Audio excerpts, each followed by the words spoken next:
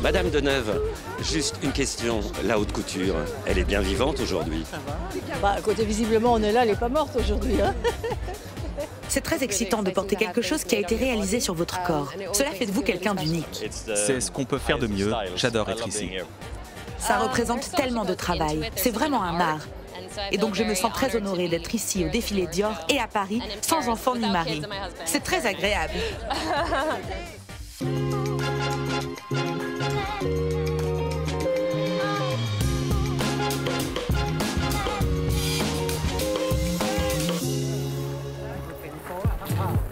La haute couture ne s'est jamais aussi bien portée qu'aujourd'hui. La maison Dior est, après Louis Vuitton, l'autre fleuron du leader mondial du luxe, LVMH, dont le résultat net a dépassé en 2022 les 14 milliards d'euros.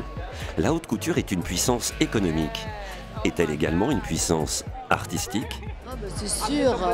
Ah bah oui, un créateur de mode, c'est un artiste en tout cas. Oui, c'est sûr. C'est sociologique comme métier. C'est un métier où tu captes les influences, où tu donnes une image de la femme, où tu donnes une image des relations hommes-femmes et tout. Tout ça est quand même très subtil et demande et de la sensibilité et de l'intelligence et de l'analyse. Pour cette collection haute couture été 2023, Maria Grazia Chiuri, la directrice artistique de Dior, a décidé de rendre hommage à la modernité élégante des artistes noirs du Paris jazzy des années 1920, et plus particulièrement à Joséphine Baker. Elle était très importante pour la culture française. Et je pense que c'était bien de la célébrer, parce qu'elle était partie prenante. Comme Catherine Dior, qui l'était aussi. Il ne faut pas oublier qu'elle était une vraie cliente et qu'elle se rendait dans les maisons de couture parisiennes pour s'acheter sa garde-robe. Et quand elle retourne à New York, elle emporte avec elle cette incroyable garde-robe haute couture. D'une certaine façon, elle a fait la promotion de la couture française aux États-Unis. C'est pourquoi il est très important de lui rendre hommage.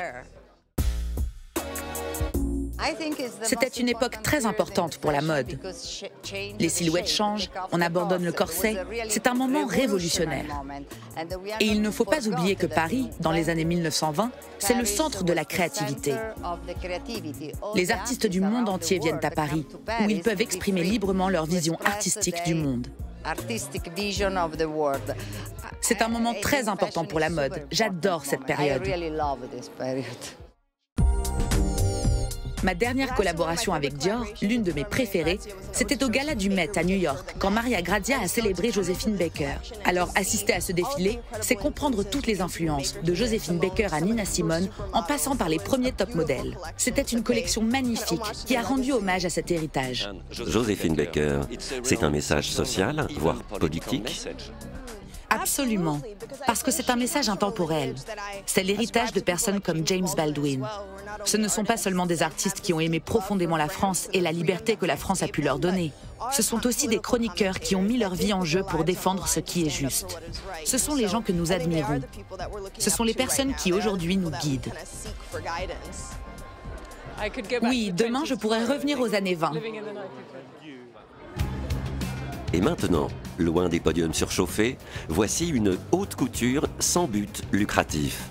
Olivier Saillard, historien, ex-conservateur de musée de mode, aujourd'hui directeur de la fondation Asdin Alaya et par ailleurs directeur artistique du Chaucer Weston, écrit et développe des performances mode et art. Sa 5e pièce, dans le cadre du cycle Moda Povera, s'intitule « Les vêtements de René ».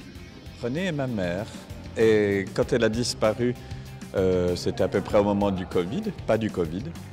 On venait de passer plusieurs mois avec elle. Elle était d'un âge très avancé. On a été tous, mes frères et moi, à gérer cette situation qu'on a quand on gère les vêtements d'un disparu. Et quand même, je me disais, j'étais conservateur d'un musée de mode, directeur, j'ai fait des inventaires de toutes les robes du monde, du 18e à nos jours.